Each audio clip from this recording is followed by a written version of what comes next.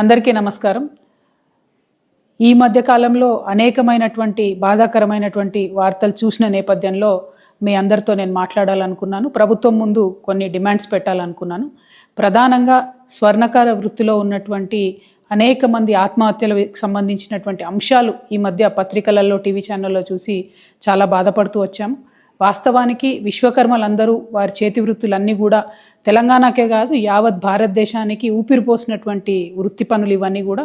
అవన్నీ నెమ్మదిగా కార్పొరేట్ సంస్థలు వచ్చిన తర్వాత మరి మరుగున పడుతూ వచ్చినటువంటి విషయం మనందరం కూడా గమనిస్తున్నాము.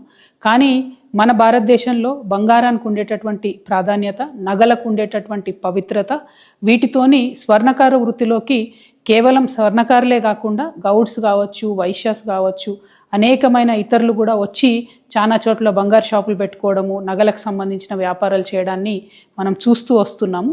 అయితే పెద్ద పెద్ద సంస్థలు, మలబార్ లాంటి సంస్థలు, ఇంకోటి పెద్ద సంస్థలు వచ్చినటువంటి నేపథ్యంలో, రెడీమేడ్ షాపులు వచ్చినటువంటి నేపథ్యంలో స్వర్ణకారులకు వారి జీవనము నడవడమే ఇబ్బందిగా జరుగుతున్నటువంటి పరిస్థితిని కూడా మనం గమనిస్తున్నాం.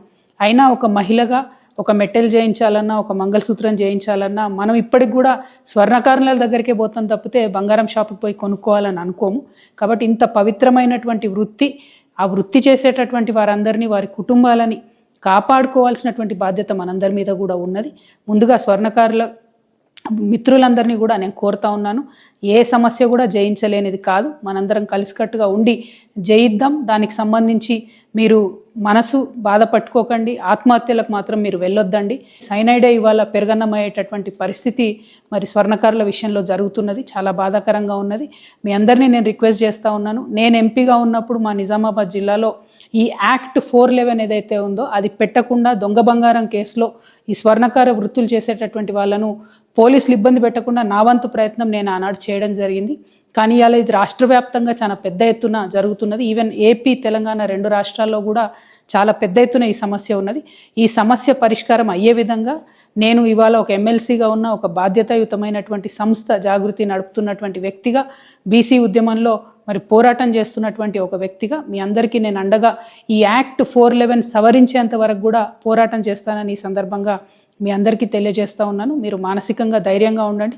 ఎట్ ద సేమ్ టైం నేను ప్రభుత్వాన్ని కూడా డిమాండ్ చేస్తూ ఉన్నాను, పోలీసులు తమ పని సులువు చేసుకోవడానికి దొంగ కన్నా ముఖ్యంగా వెళ్ళి స్వర్ణకారులను పట్టుకోవడం జరుగుతూ ఉన్నది. ఇది వారి ఆత్మగౌరవానికి సంబంధించినటువంటి అంశం, వారి కుటుంబ భద్రతకు సంబంధించినటువంటి అంశం.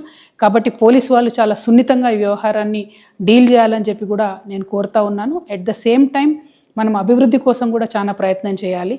కాంగ్రెస్ పార్టీ కామారెడ్డి డిక్లరేషన్లో వృత్తి పనిదారులందరికీ కూడా ప్రతి జిల్లా హెడ్ క్వార్టర్లో 5 ఎకరాల స్థలం ఇచ్చి షాపింగ్ మాల్స్ కట్టిస్తామని చెప్పడం జరిగింది. అట్లానే పర్టికులర్లీ స్వర్ణకారులకు సంబంధించి అనేకమైన స్కీమ్స్ ఇస్తామని చెప్పడం జరిగింది.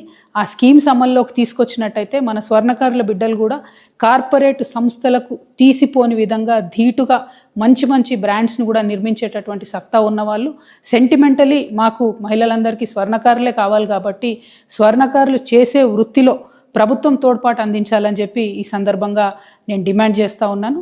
ఎట్ ద సేమ్ టైం ఈ యాక్ట్ 411ని ప్రభుత్వం యొక్క తోడ్పాటుని రెండింటిని సాధించే వరకు కూడా నేను మీతో పోరాటం చేస్తానని మీ సోదరిగా మీ అందరికి కూడా మనవి చేస్తున్నాను. స్వర్ణకార మిత్రులందరికీ కూడా నేను ప్రత్యేకంగా మళ్ళీ మీ సోదరిగా మీకు దండం పెట్టి నేను చెప్తా ఉన్నాను, ఎట్టి పరిస్థితుల్లో ఆత్మహత్య అనేటటువంటిది పరిష్కారం కాదు. మీకేదన్నా చిన్న ఇబ్బంది జరిగినా కూడా ఖచ్చితంగా సోషల్ మీడియానో, నా ఫోన్ నంబరు ఏదో ఒక విధంగా మమ్మల్ని రీచ్ అవ్వండి.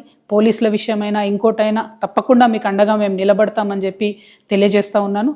చాలామంది నకిలీ పోలీసుల వేషంలో కూడా ఈ మధ్య మిమ్మల్ని మోసం చేసి భయపెట్టే ప్రయత్నం చేస్తూ ఉన్నారు. అటువంటి ట్రిక్స్కి పడిపోకుండా దయచేసి ఇమీడియట్గా పోలీసులకు కంప్లైంట్ చేయండి, లేదా దగ్గర ఉన్నటువంటి నాయకులను అప్రోచ్ అవ్వండి.